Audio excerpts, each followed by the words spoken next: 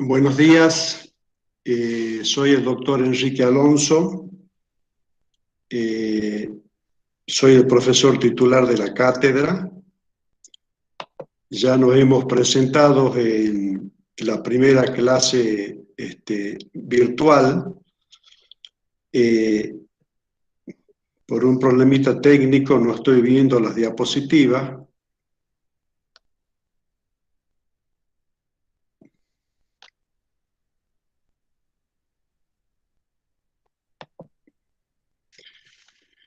Bueno, el tema que vamos a desarrollar en el día de la fecha es disnea.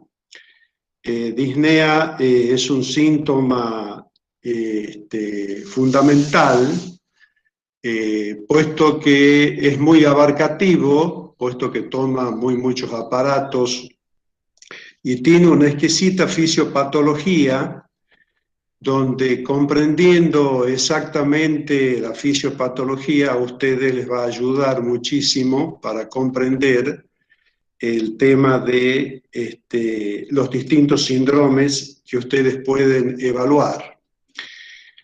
De tal forma que hemos planteado los objetivos o la ruta que vamos a seguir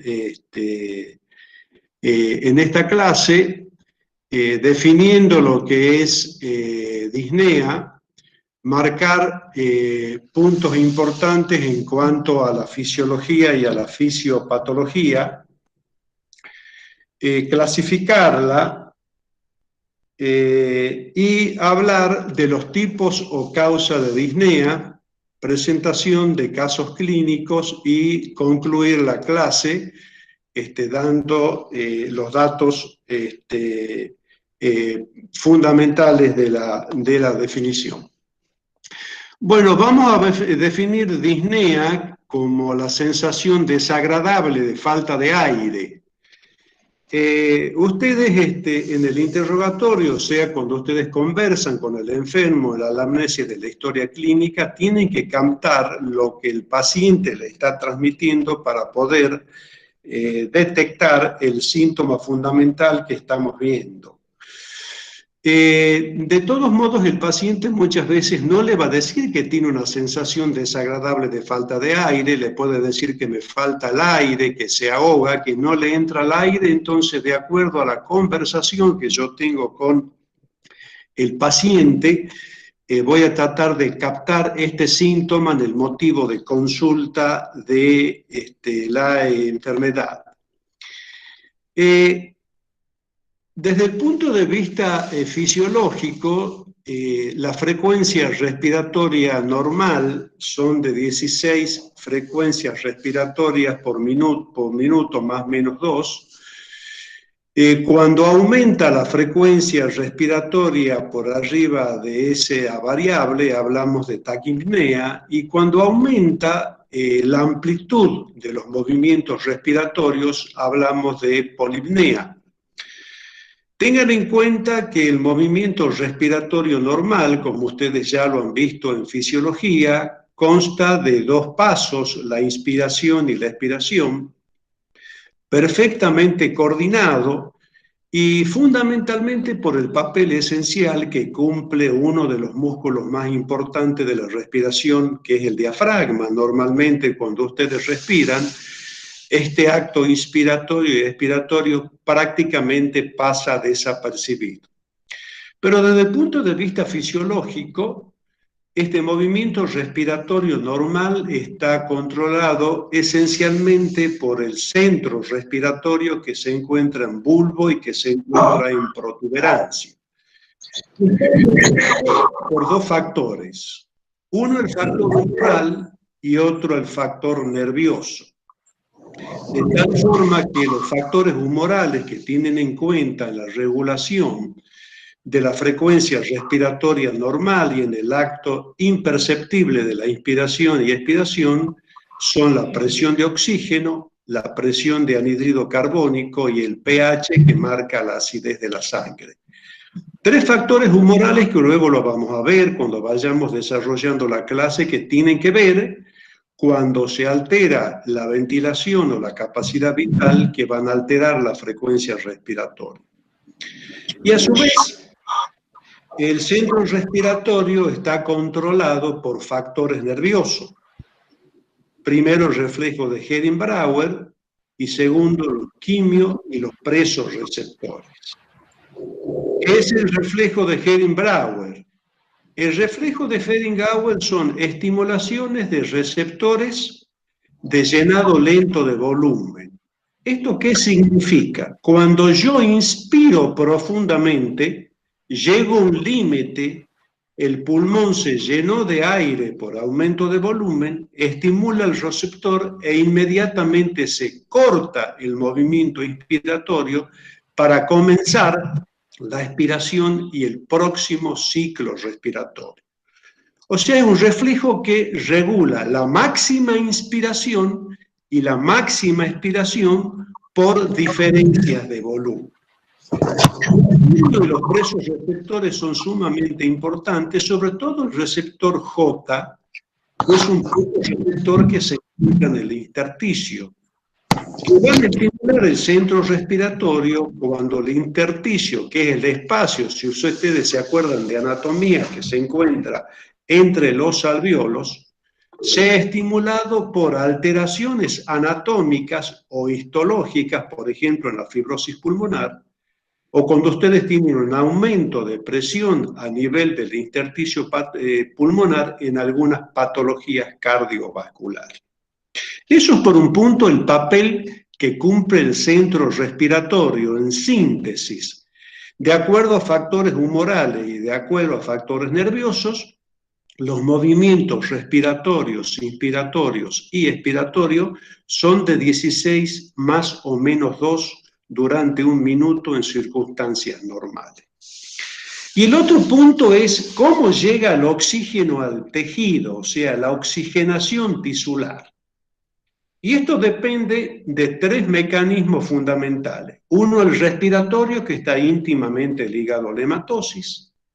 Segundo, el factor circulatorio, que depende esencialmente de la función de bomba, o sea, del corazón, de su comportamiento, ¿no es cierto?, en el ciclo cardíaco. Y el tercer factor es el factor hematológico, o sea, la concentración de hemoglobina que tiene la sangre, que es la encargada de transportar el oxígeno para que sean captados por los tejidos. Entonces vamos a remarcar qué es la hematosis, cuál es la función que tiene la bomba para mantener un estado circulatorio normal y el papel esencial que hace la hemoglobina normalmente para transportar la sangre a los tejidos. Y esto es muy importante que nosotros veamos la fisiología que está engarzada con la fisiopatología para tratar de comprender los distintos síndromes que nos va a marcar este síntoma. Y hay algunos conceptos que ustedes tienen que marcar que ya lo han visto en fisiología respiratoria. Uno, la capacidad vital, que esto se determina o se lo puede evaluar por una prueba complementaria que se denomina la espirometría, que es propio de la especialidad de los neumonólogos o especialistas de aparatos respiratorios. ¿Qué es capacidad vital? Es la cantidad de aire que una persona puede expeler mediante una expiración forzada luego de una máxima inspiración. Su valor normal son 4 litros por minuto. Y la ventilación pulmonar es la respiración forzada que yo tengo durante un minuto, cuyo valor normal son 7.5 litros en un minuto. Cuando se altera el mecanismo que yo les acabo de explicar anteriormente, ya sea que el centro respiratorio se está estimulando por factores humorales, por factores nerviosos, o que la oxigenación tisular se ve alterada por mecanismos respiratorios, circulatorios o por una disminución de la hemoglobina, o se va a aumentar la ventilación pulmonar o va a disminuir la capacidad vital. Este concepto es importante que lo tengan marcado porque está íntimamente relacionado. Para que nosotros tengamos una hematosis, ¿qué es la hematosis? La hematosis es la concentración que tienen los alveolos de oxígeno que vienen del aire ambiental. Para que el alveolo tenga la concentración normal de oxígeno en sus alveolos, necesita de un funcionamiento anatómico y funcional importante de todo lo que es el aparato respiratorio, que tiene un contenido y que tiene un continente. Como ustedes se acuerdan de anatomía, el continente, ¿qué es lo que tiene? Piel, tejido celular subcutáneo, las estructuras óseas, y tiene un paquete nervioso, que son el paquete intercostal, donde tienen un papel fundamental en lo que es la llegada de la placa neuromuscular. Entonces yo tengo que tener, para que tenga una concentración normal y determinada de oxígeno, primero, la caja torácica en perfectas condiciones. Tanto lo óseo, tanto lo nervioso, como todo lo que está rodeando a la caja torácica. ¿Y el contenido cómo está constituido? El contenido, ustedes tienen la vía respiratoria correspondiente alta, los bronquios, tienen el bronquio fuente y tiene la división de los bronquios correspondientes, como ustedes pueden observar, a medida de que va descendiendo la estructura anatómica bronquial, el diámetro o la longitud de la vía aérea va disminuyendo hasta llegar a la unidad microscópica, que es el alveolo, que es el elemento funcional donde se va a desarrollar la hematosis.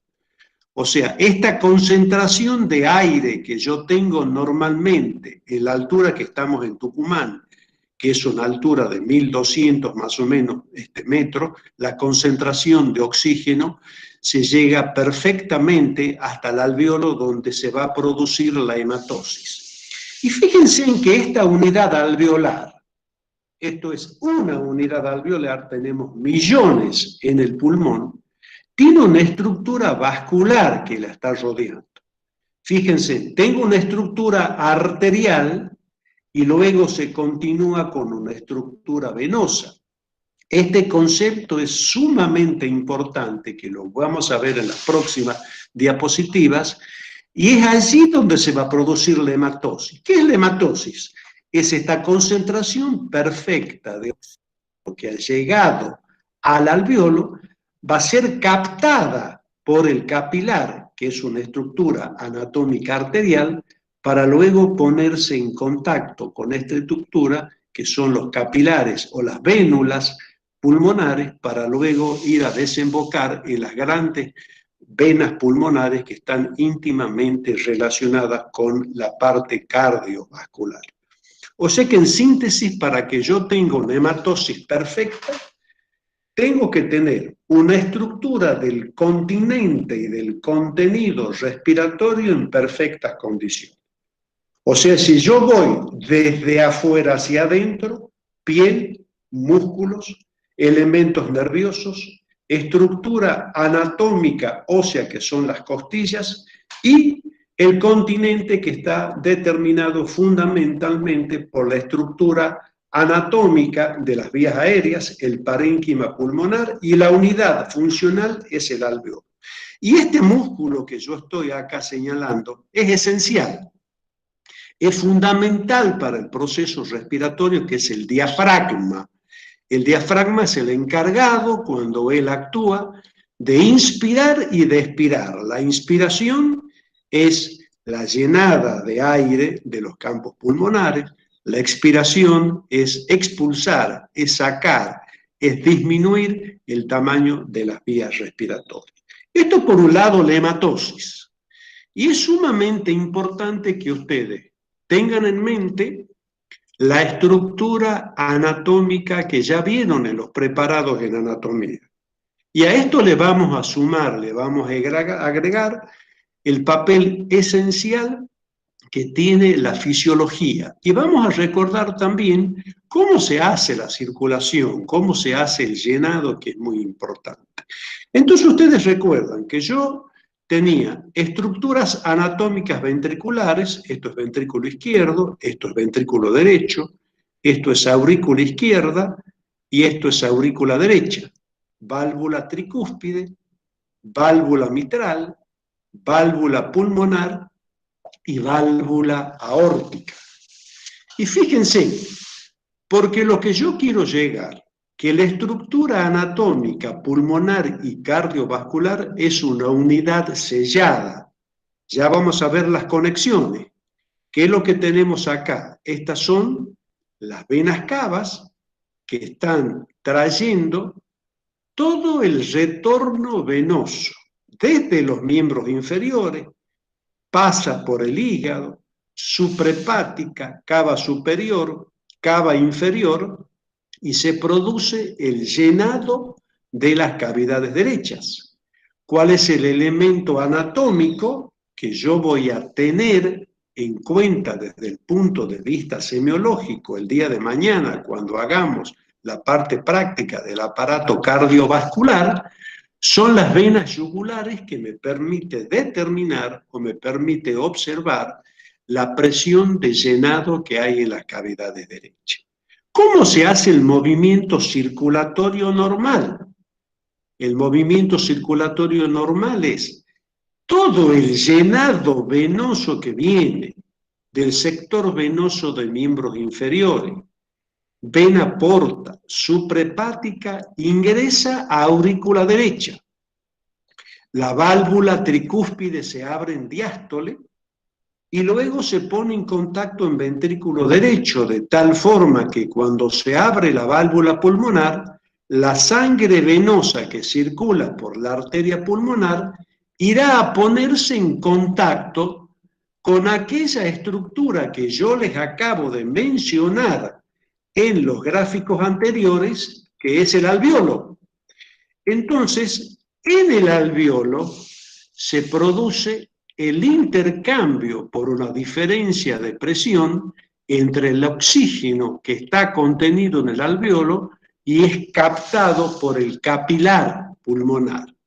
El capilar pulmonar no es otra cosa que la continuación anatómica de la arteria pulmonar, que a medida que va ingresando en el campo pulmonar, va disminuyendo de tamaño hasta terminar en el capilar pulmonar. Una vez que el capilar pulmonar captó el oxígeno del alveolo, ya se completó la hematosis, el capilar pulmonar, a través del contacto anatómico con las vénulas pulmonares, se va a poner en contacto y va a desembocar a nivel de la aurícula izquierda a través de las venas pulmonares.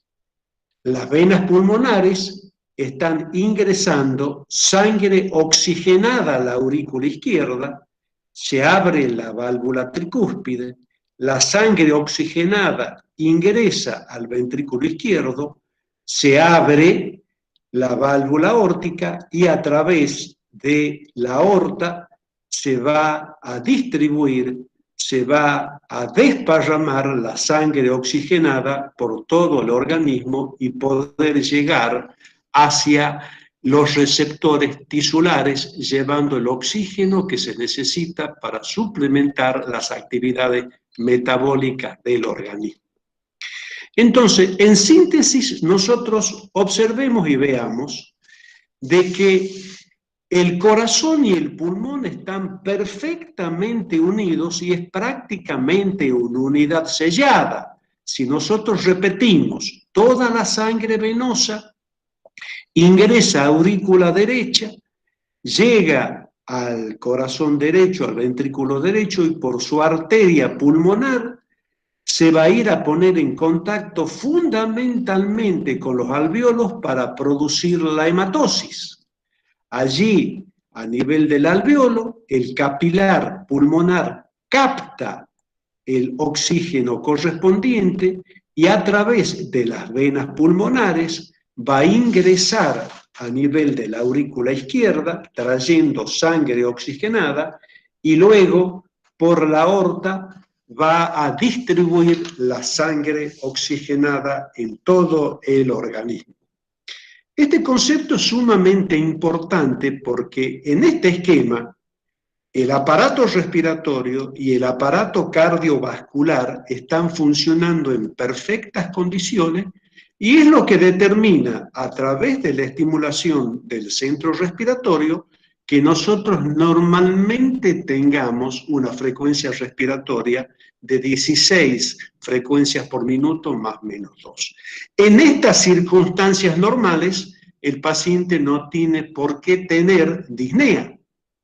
Entonces, vamos a ir entrando en el tema, pero yo quiero que estos esquemas lo tengan perfectamente bien delimitados, porque cuando entremos en tema, esto le va a facilitar muchísimo entender la fisiología normal y luego entender la fisiopatología para poder ir armando los distintos esquemas desde el punto de vista de lo sindromático. Nosotros llegamos hasta síndrome en lo que es semiología. Entonces, ¿cómo vamos a clasificar la disnea? La disnea la vamos a clasificar en fisiológicas y en disneas patológicas. A ver, ¿qué se les ocurre? Yo ya le puse acá 2 ejemplos. ¿Por qué el ejercicio y por qué el embarazo pueden producir disnea? A ver, el ejercicio es un mecanismo fisiológico a largo plazo en el cual el organismo se va adaptando para hacer un esfuerzo que normalmente una persona que tiene una vida sedentaria no lo hace. ¿A qué me refiero? Hay cambios estructurales anatómicos en la parte cardiovascular y en la parte respiratoria. Si una persona de 70 años, nosotros le pedimos que trate de correr 5 kilómetros, que él viene de una actividad sedentaria, evidentemente su organismo no va a estar adaptado, va a aumentar la ventilación pulmonar con la actividad física y el paciente se va a sentir disneico, se va a sentir agitado, le va a faltar el aire. ¿Por qué la embarazada puede tener disnea? La embarazada tiene disnea fundamentalmente porque el diafragma se encuentra elevado a medida que el embarazo evidentemente va aumentando en los días, la distensión abdominal propia del proceso y dificulta el movimiento inspiratorio y el movimiento expiratorio del diafragma. Por lo tanto, la ventilación y la capacidad vital están alteradas y la embarazada puede tener en los últimos meses falta de aire teniendo algún tipo de actividad, ya sea mediana o a veces una actividad estando aún en reposo. Evidentemente, cuando la embarazada termina su ciclo, vuelve todo a la normalidad. Estas son las disneas fisiológicas. ¿Cómo yo voy a clasificar la disnea patológica?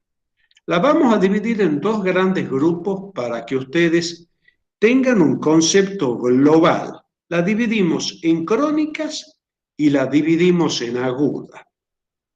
¿Por qué pongo yo crónicas grado 1, grado 2, grado 3 y grado 4? Las disneas crónicas están íntimamente relacionadas con el esfuerzo. De tal forma, cuando yo tengo una sensación de falta de aire a los máximos esfuerzos, a los medianos esfuerzos, a los mínimos esfuerzos y aún en reposo, eso se ha sintetizado para clasificar las disneas en grado 1, grado 2, grado 3 y grado 4.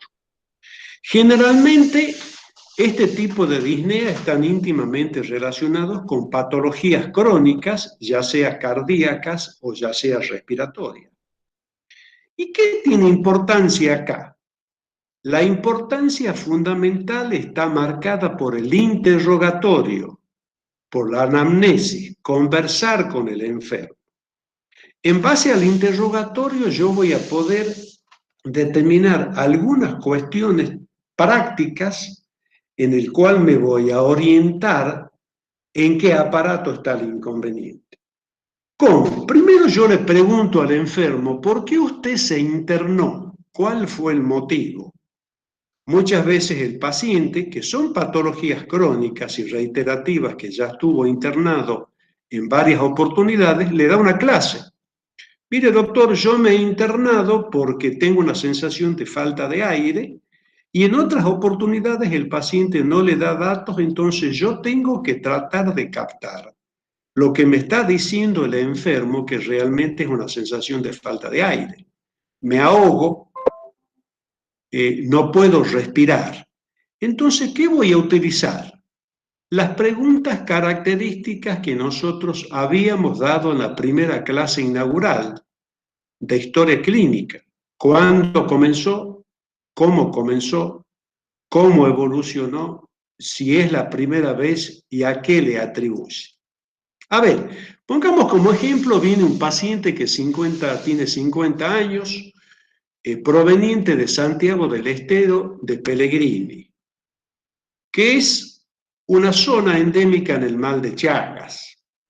Entonces el paciente consulta porque tiene sensación de falta de aire. Entonces yo comenzaré, ¿ustedes hace cuánto tiempo que tiene sensación de falta de aire? Bueno, doctor, a mí me falta el aire hace aproximadamente 30 días.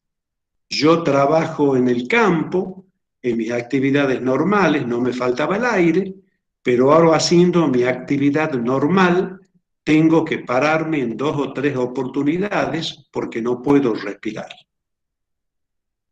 Tengo el cuándo, comienza aproximadamente hace 30 días. Entonces, ¿cómo ha evolucionado? Entonces le preguntamos, a ver, usted hace 30 días me está diciendo que le falta el aire cuando hace su trabajo manual en el campo. Sí, doctor. ¿Y cómo ha seguido esta falta de aire con el transcurso de los días? Bueno, yo generalmente me voy caminando desde mi casa hasta el lugar de trabajo. Los últimos 15 días, que son 20 cuadras, me tenía que parar caminando 10 cuadras porque me faltaba el aire. Estos últimos 7 días, el solo hecho de caminar 300 metros o 200 metros, me tenía que parar, y estas últimas 48 horas me desperté con sensación de falta de aire en la cama.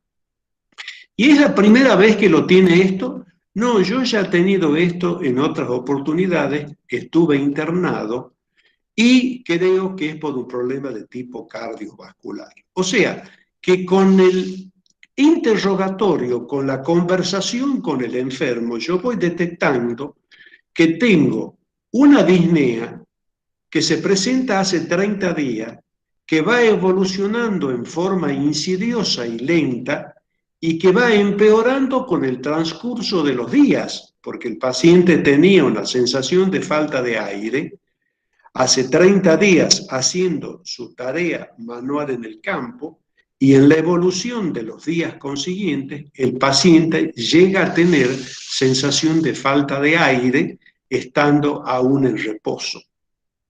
Yo esto lo tengo que transcribir en la historia clínica de acuerdo a lo que he sacado del interrogatorio. A ver, el paciente relata que el cuadro comienza hace aproximadamente 30 días con sensación de falta de aire, la cual se presenta a esfuerzos habituales. Posteriormente evoluciona en forma desfavorable porque él comentó que los últimos 15 días tiene sensación de falta de aire a medianos esfuerzos, caminar 500 metros. Posteriormente la misma se presenta a esfuerzos menores, caminar 100 metros, y en las últimas 48 horas tuvo una sensación desagradable de falta de aire estando en reposo. Entonces vemos el cuándo, vemos el cómo, vemos la evolución, nos dijo que ya era la primera vez que él lo tenía y le atribuye un problema cardiovascular. O sea, ya estoy armando el motivo de consulta y estoy transcribiendo en la historia clínica, desarrollando la enfermedad actual. Esto es el mecanismo que yo voy a hacer con todos los síntomas y signos. Pero les doy un consejo. El paciente me comentó que le faltaba el aire, pero yo siempre tengo que tratar de buscar si hay algún síntoma o signo acompañante. Si el paciente tiene una disnea que yo me estoy acercando, que podría ser por origen cardiovascular, le preguntaré, ¿no se le hinchaban los pies en algún momento? ¿Tenía dificultad usted para ponerse su calzado? Sí, doctor, yo desde que comenzó la disnea, más o menos a los 15 días, no me podía poner las botas. Entonces, evidentemente, es otro signo importante el edema, que también lo tengo que desarrollar en la historia clínica, tal cual he desarrollado el síntoma capital, que es la disnea. O sea, las disneas crónicas generalmente tienen una evolución lenta y reposada. Se las puede dividir en grados de acuerdo a la relación con el esfuerzo y eso ya me estratifica el riesgo del enfermo.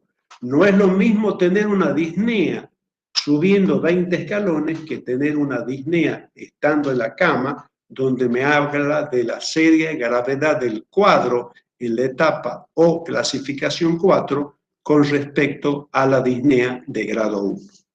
Perfecto. ¿Qué son las disneas agudas? También se las llaman paroxísticas. Tienen la particularidad que comienzan y terminan bruscamente. Y dentro de las disneas paroxísticas, con esa clasificación, la vamos a dividir en cardíacas y respiratorias.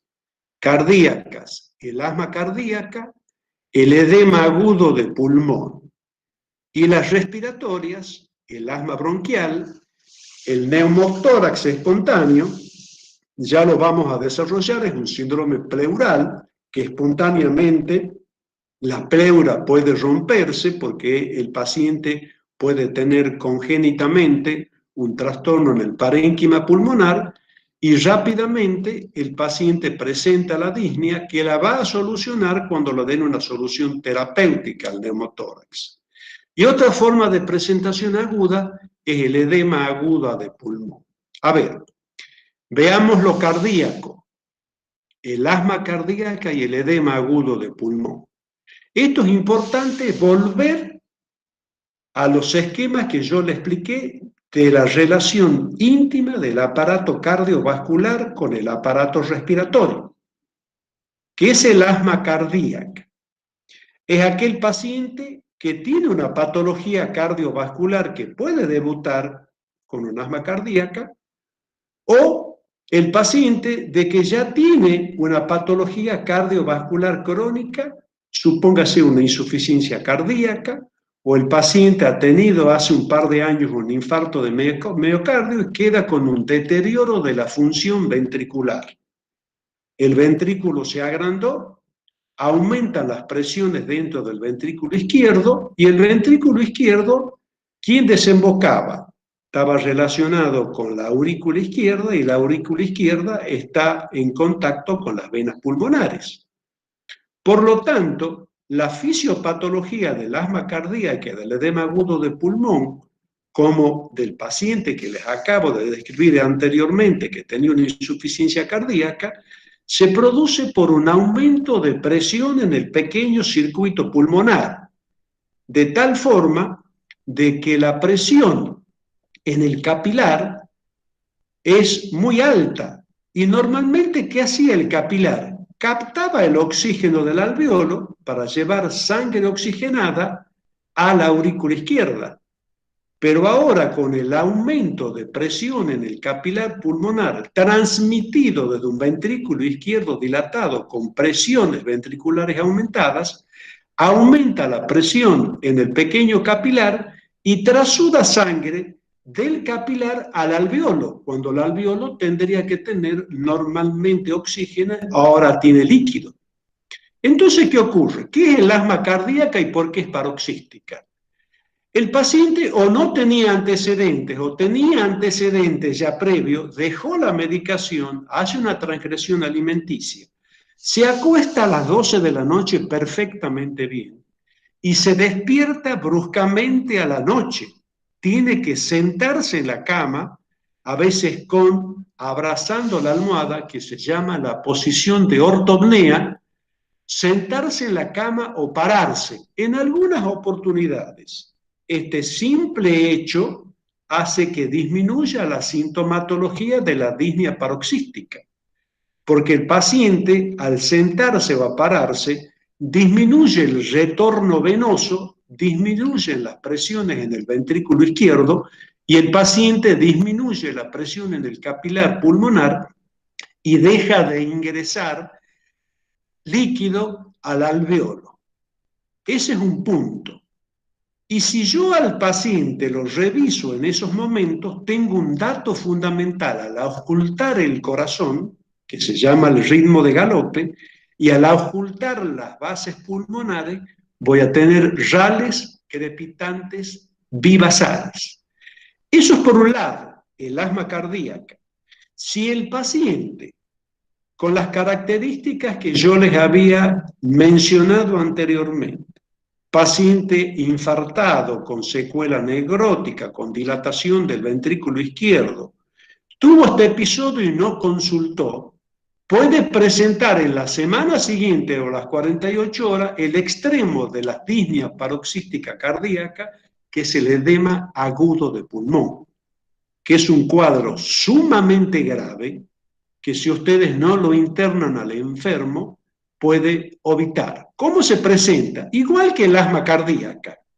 El paciente se acuesta y se despierta bruscamente con sensación de falta de aire en la cama. Se sienta, se para y el proceso no disminuye. ¿Por qué? Porque ahora el proceso ya es más grave. Ya el alveolo está totalmente inundado de líquido por la severa presión de fin de diástole que tiene ese ventrículo izquierdo, que le está transmitiendo a nivel de las venas pulmonares al pequeño circuito pulmonar. ¿Cómo se presenta este enfermo con edema agudo de pulmón? Yo ingreso a la habitación del enfermo y cuando yo ingreso, escucho un gorgoteo como una pava que está hirviendo. El paciente o el familiar le puede mostrar, posiblemente en una escupidera, o le puede mostrar en un pañuelo, una expectoración particular que tiene el paciente que tiene el edema agudo de pulmón, que es una expectoración asalmonada, como agua de carne lavado, por la inundación que tiene el alveolo, fundamentalmente de líquido. Y si yo al paciente lo ausculto, en la parte cardiovascular voy a tener lo mismo que tenía el paciente con asma cardíaca, el ritmo de galope. Y en los pulmones, la base del pulmón, que al principio tenía rales crepitantes vivasales, va subiendo esta ocultación anormal de las bases hacia el vértice, se denomina la marea que sube. Eso es porque el proceso es gravísimo y el pulmón se va inundando de líquido desde la base pulmonar hacia los vértices.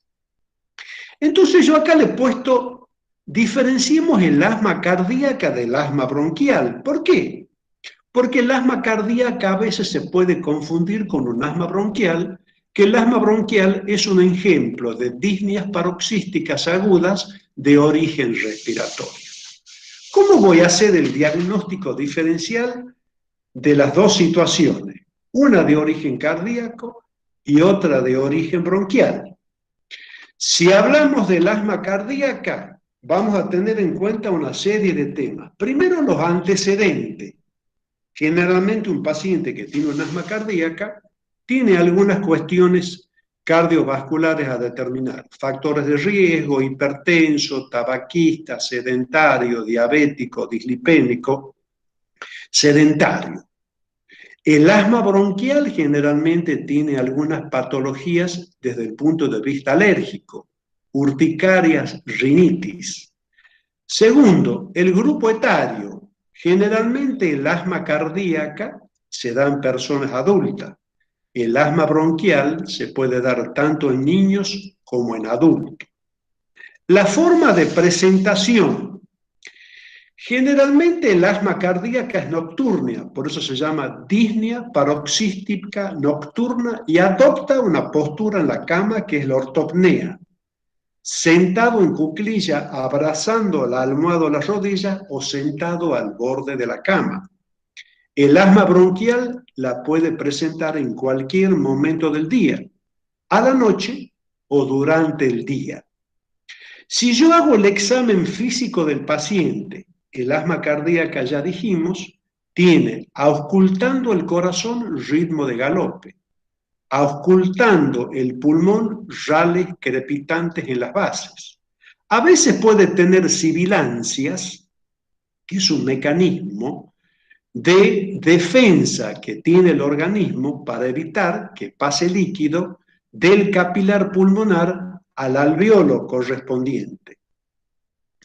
Y el asma bronquial va a tener fundamentalmente a nivel de la auscultación pulmonar roncus y sibilancias, que eso ya lo vamos a ver con detalle cuando hablemos de los síndromes bronquiales, que está producido por un espasmo de la vía aérea en el cual el aire entra con dificultad, pero tiene mucha dificultad para salir. Entonces son los dos ruidos agregados característicos del asma bronquial, roncus y sibilancias.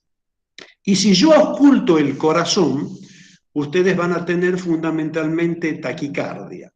Entonces, como para concretar, hemos visto que tenemos disneas fisiológicas y disneas patológicas. Las crónicas son generalmente relatadas a procesos ya sea respiratorios o cardíacos de larga data. Son de presentación lenta e insidiosa y relacionada con los esfuerzos. Las disneas paroxísticas agudas se presentan bruscamente, terminan bruscamente. Cuando nosotros hablamos de los tipos o de las causas de disnea, la vamos a dividir en disneas de origen respiratorio, de origen cardíaca, de origen hemática, de origen metabólica o tisular, o psicogénica, nerviosa o cinematéria. Esto es muy importante que recordemos. Acuérdense, porque está relacionado con las causas. Primero, ¿cómo era el centro respiratorio? ¿Quién lo regulaba? ¿Se acuerdan que había factores humorales? Que eran la presión de oxígeno, la presión del anhídrido carbónico y el pH, que es la acidez de la sangre. Y a su vez teníamos algunas cuestiones relacionadas con el sistema nervioso, en el cual hablábamos del reflejo de Hering-Brauer, hablamos de los quimiorreceptores y hablábamos de los presorreceptores. Fundamentalmente los presos, que es el receptor J, que está en el intersticio. Y hablábamos de que la oxigenación tisular, ¿de qué dependía? De factores respiratorios, de factores cardíacos y de factores hemáticos. Si nosotros tenemos como causas o tipos de disnea de origen respiratorio, volver a los gráficos anatómicos que yo les presenté al principio. Para que la hematosis se pueda cumplir, tengo que tener un continente y tengo que tener un contenido en perfectas condiciones. Punto 1.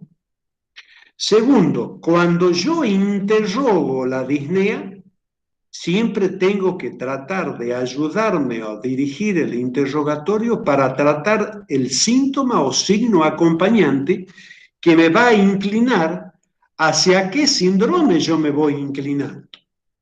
Desde el punto de vista respiratorio, cuando tengo una disnea o cuando tengo una causa respiratoria, la disnea se va a acompañar de algunos elementos particulares relacionados con la patología respiratoria. Tengo disnea, tos, expectoración, fiebre y puede tener un dolor de tipo puntada de costado. Entonces, a ver, si vemos las causas del contenido del aparato respiratorio, veamos la jaula torácica. Hay dos patologías fundamentales. Una, las fracturas múltiples de costillas, paciente que tiene un traumatismo de tórax, fracturas múltiples. Evidentemente, la ventilación pulmonar va a aumentar porque se va a estimular el centro respiratorio, porque por el dolor el paciente no puede inspirar ni tampoco puede expirar profundamente. Eso por un lado.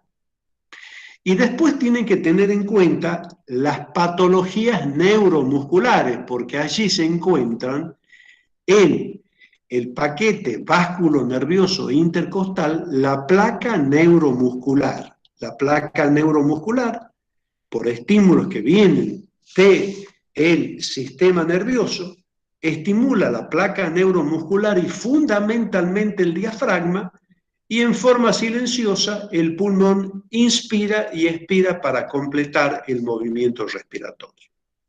Hay patologías que afectan la placa neuromuscular. El síndrome de Guillain-Barré es una patología neurológica que tiene la particularidad que va tomando la fuerza muscular comenzando en los miembros inferiores. Ya vamos a ver cuando lleguemos al sistema nervioso qué es una paresia y qué es una parálisis. Paresia es la disminución parcial de la fuerza, parálisis es la disminución total de la fuerza. Entonces, ese paciente que tiene un Guillain-Barré comienza con dificultad para caminar, con pérdida de fuerza de los miembros inferiores, pero esa disminución de la fuerza va subiendo de los miembros inferiores, toma el diafragma y llega un momento que el paciente no puede llevar a cabo el movimiento respiratorio normal y ese paciente tiene que terminar en un respirador. Su causa es desconocida, se cree que es virósica o inmunológica, y otra patología neuromuscular que vimos hace muchísimo tiempo era la poliomielitis, que producía un trastorno muy parecido a lo que le estoy diciendo del síndrome de Guillain-Barré. Causa del continente, causa del contenido. Habíamos mostrado en las diapositivas anteriores la permeabilidad de las vías respiratorias, la estructura anatómica perfecta del parénquima pulmonar y la perfecta funcionalidad del elemento anatómico que rodea el pulmón, que es la pleura. Por lo tanto, si yo tengo una patología en vías respiratorias alta, síndromes bronquiales húmedos o secos, yo voy a tener una sensación de falta de aire como síntoma fundamental. El asma bronquial que yo les acabo de explicar anteriormente está íntimamente relacionada a un espasmo de tipo alérgico e inmunológico sobre la estructura anatómica muscular de las vías respiratorias superiores. La obstrucción de un cuerpo extraño o un síndrome bronquial agudo caracterizado por disnea, tos, expectoración mucopurulenta y fiebre le va a producir disnea como causa de la obstrucción fundamentalmente de la vía respiratoria superior. Si vamos bajando en el esquema, llegamos al parénquima pulmonar. Y dentro del parénquima pulmonar hay dos grandes síndromes importantes que luego lo vamos a desarrollar en su totalidad, en la sintomatología y en todo el examen físico que requiere la parte respiratoria. Uno son los síndromes en más, que son los síndromes de condensación o neumonía, y el otro en síndrome menos que se denomina la atelectasia. La neumonía es producida por un proceso infeccioso bacteriano. La atelectasia generalmente por una obstrucción endoluminal de un bronquio importante, que puede ser por un proceso respiratorio infeccioso, puede ser como patología de un proceso neoplásico interno que obstruye totalmente el bronquio correspondiente y el parénquima se colapsa. Esto lo vamos a desarrollar. A ver, le voy a dar algunos datos de un paciente que tiene una neumonía. ¿Por qué le va a consultar el paciente que tiene neumonía? Disnea, ¿qué lo acompaña? Tos, expectoración, fiebre y puntada de costado. ¿Qué es puntada de costado? Es un dolor que el paciente lo señala con su dedo en el emitor correspondiente, que aumenta fundamentalmente con los movimientos respiratorios y que generalmente no se propaga. Ya vamos a ver cuando hagamos el examen físico de este paciente, vamos a tener datos, pero siempre a mí me gusta averiguar si había algún antecedente de la enfermedad actual. Un antecedente de la enfermedad actual de este enfermo que puede ser de que se haya enfriado 48 horas antes haciendo deporte, juegan al fútbol, van a hacer un partido de rugby, transpiran, se sacan la ropa y posteriormente viene el proceso infeccioso a las 48 horas. Desde el punto de vista semiológico, datos concretos, porque esto luego lo vamos a desarrollar. El paciente tiene matitez en la zona de la condensación, la columna es sonora, tienen aumento de las vibraciones vocales y tiene una rica auscultación, fundamentalmente se cambia el murmullo vesicular y aparece una respiración característica que se llama el soplo tubario y hay alteraciones en la voz característica que se llaman pectoriloquia, broncofonía y pectoriloquia áfona. Todo esto nosotros lo vamos a describir con detalle cuando hablemos de los síndromes respiratorios. Y la pleura se puede afectar fundamentalmente porque tenga líquido, que se llama un derrame pleural, o que se rompa la pleura en el caso que hablábamos como la disnea paroxística nocturna, que es el neumotórax. El neumotórax puede ser espontáneo, como ya les expliqué, o puede ser secundario a fracturas múltiples de costilla que perforan la pleura y el paciente ingresa con una sensación de falta de aire y dolor característico por las fracturas múltiples de costilla.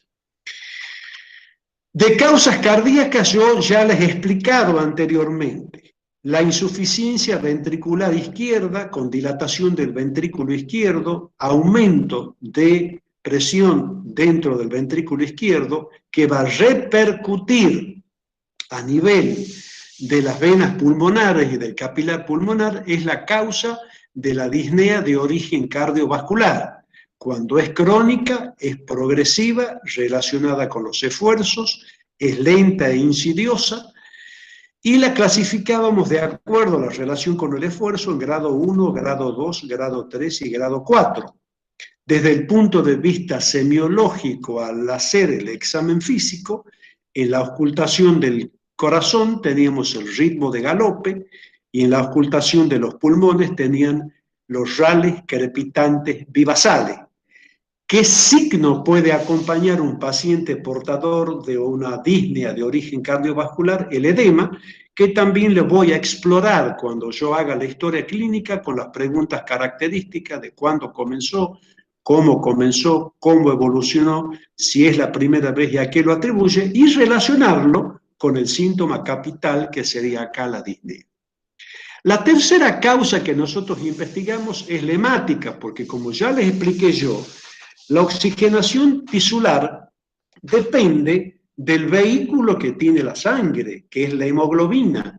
La hemoglobina capta el oxígeno y lo lleva a los receptores tisulares que van a captar el oxígeno para que se produzca la situación metabólica normal del organismo.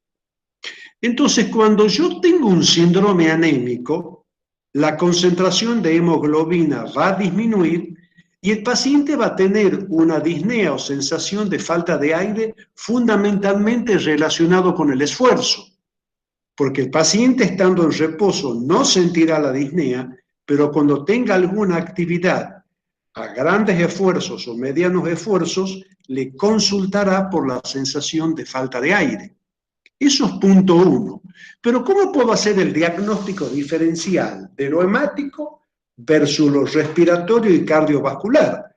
Si el paciente tiene una concentración disminuida en hemoglobina, tiene 2 millones de glóbulos rojos, evidentemente vamos a tener un síndrome anémico. Entonces yo iré y buscaré la palidez de este paciente. ¿En dónde?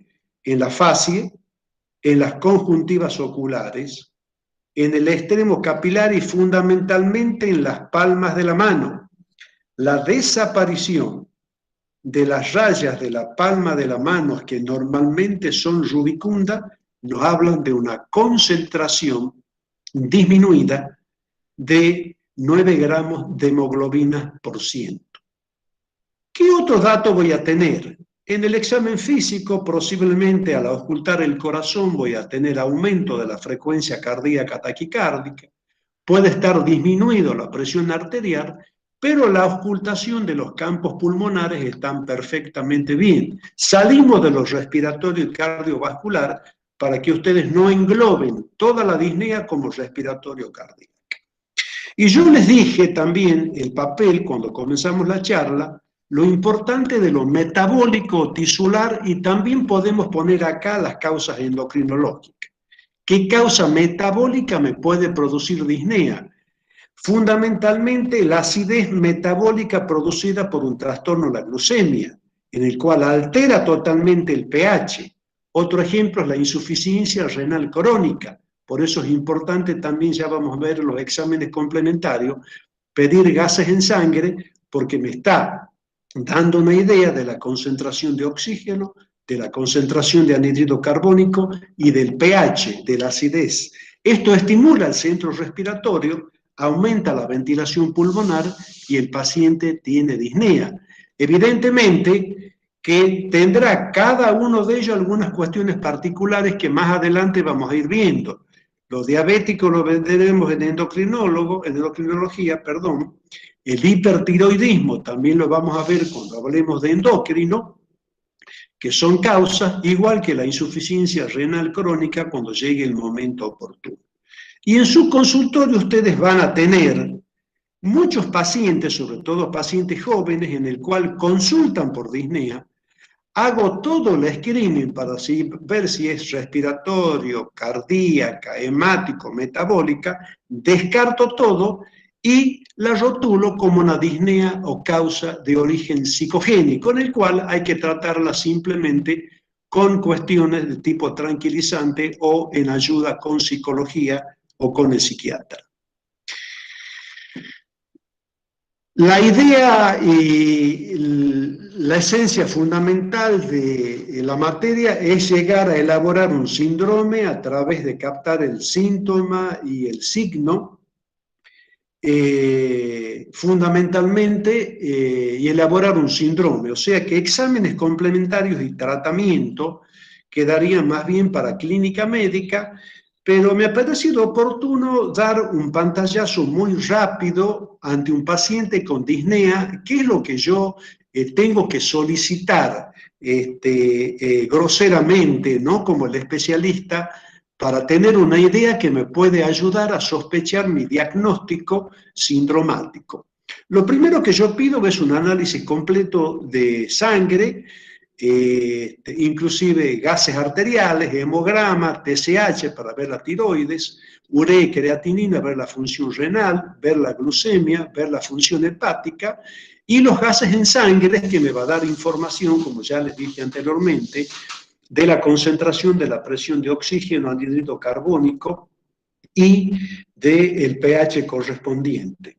El electrocardiograma, porque sobre todo en las patologías cardiovasculares, este es un paciente que tiene un infarto agudo de miocardio de cara diafragmática, que presentó disnea y me está ayudando para hacer el diagnóstico. La placa radiográfica, que es fundamental. Nosotros ponemos esto porque ahora en tercer año ustedes van a cursar imágenes y nos vamos adelantando un poquitito al tema. Acuérdense, groseramente son las playas pulmonares, lo que está en negro. Esto es la silueta cardiovascular. Y los bordes del lado izquierdo, esto es el botón aórtico, esto es la arteria pulmonar, y esto es el ventrículo izquierdo, y esto es el índice cardiotorácico para poder determinar la dimensión del ventrículo izquierdo. Y en patologías respiratorias y en patologías cardiovasculares, esto nos va a dar una gran ayuda. Por ejemplo, este es un paciente, una disnea de origen respiratorio por una neumonía, en el cual yo estoy observando una franca imagen de condensación en la base derecha. Este es un paciente que tenía una disnea con un derrame pleural sumamente importante, ya lo vamos a describir al derrame pleural cuando lleguemos a los síndromes respiratorios.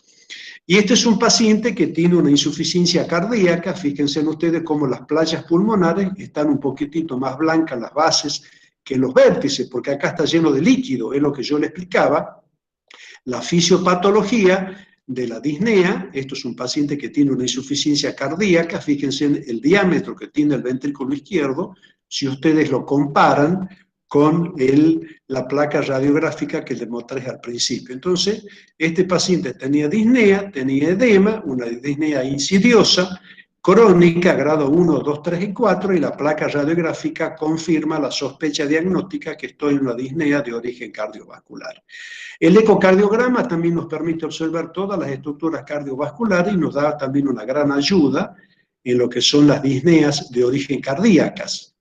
Y esto un poquitito como para sintetizar. A ver, el hemograma me puede hablar de anemia, poliglobúlica infecciosa, la placa de tórax, de patologías respiratorias o cardiovasculares, el electrocardiograma de patologías cardíacas, la espirometría les dije que se usaba para evaluar la capacidad vital y se la utiliza fundamentalmente en procesos de tipos respiratorios.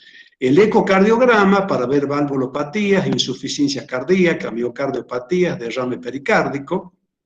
Y los gases en sangre y la saturometría para ver fundamentalmente la hipoxia, la alteración en la presión de anhídrido carbónico y la acidosis, que es muy importante. Entonces, les presento dos casos clínicos para que ustedes los resuelvan posteriormente con sus jefes de práctico. Este es un paciente de 28 años de edad con antecedente de asma bronquial, refiere fiebre, tos, expectoración purulenta, consulta por disnea de grado 3 de 3 horas de evolución que progresa en la última hora a grado 4 con una frecuencia respiratoria de 30 por minuto. Se ocultan sibilancias, expiración prolongada y en base derecha, aumento de las vibraciones vocales, matites percutoria y soplo tubario. ¿Qué problemas van a resolver? ¿Por qué presenta disnea el enfermo? ¿Cuáles son los mecanismos de la disnea aguda? ¿Qué espera observar en la placa de tórax? ¿Qué datos aporta el hemograma? El caso segundo es un paciente de 50 años con antecedentes de infarto de miocardio, con severa secuela necrótica, que genera insuficiencia cardíaca con disnea grado 2. Por abandono de tratamiento y transgresión alimentaria se interna por disnea grado 3-4 rápidamente progresiva. Problemas a resolver con el jefe. ¿Por qué tiene disnea? ¿Por qué presenta aumento de su disnea habitual? ¿Qué oculta en precordio y bases pulmonares? ¿Qué observa en la placa radiográfica de tórax? Y algunos datos que les puede servir a ustedes como síntesis de la clase.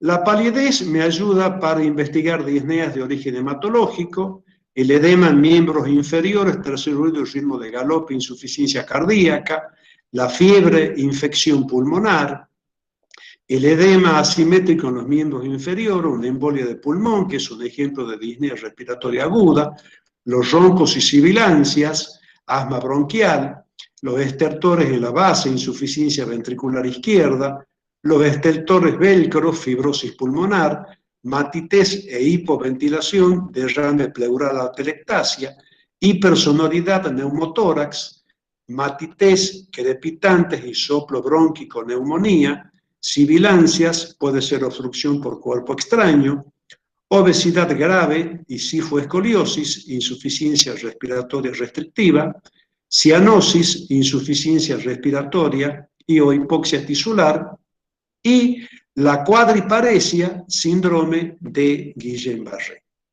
Como conclusión, la disnea es uno de los síntomas cardinales y más importantes dentro de los grandes síntomas y signos que estamos desarrollando.